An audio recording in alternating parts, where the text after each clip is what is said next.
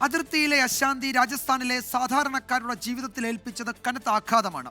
ഉപജീവന മാർഗം വഴിമുട്ടിയതോടെ കച്ചവടക്കാർ വൻ പ്രതിസന്ധിയിലായി. ആശങ്കകൾ ജയ്സൽമീറിലെ കച്ചവടക്കാർ 24-മായി പങ്കുവച്ചു.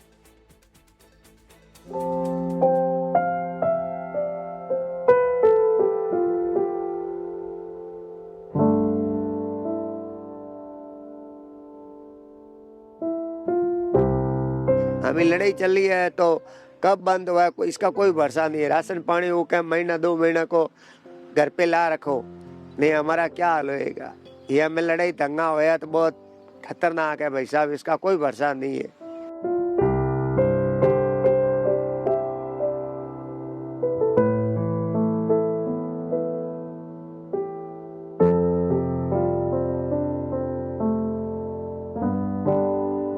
उसकी कोई भरोसा नहीं है, पढ़ सके फूट सके, पब्लिक बहुत नॉर्मल कि पाचा लॉकडाउन लाग सकता है, कोई भरोसा नहीं है।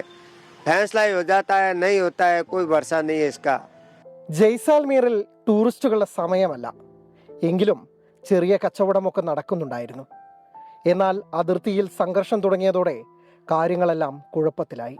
धंधा होता है, धंधा इतना नहीं होता है। धंधा तो होता है 4-5 हजार रुपया बढ़ जाता है, उसमें कोई गुंजाइश नहीं है। हाल बहुत बुरा है, बच्चा प्राइवेट पढ़ता है, दुकानदारी होती है तो नॉर्मल होता है, नहीं तो ज़्यादा गुंजाइश नहीं है।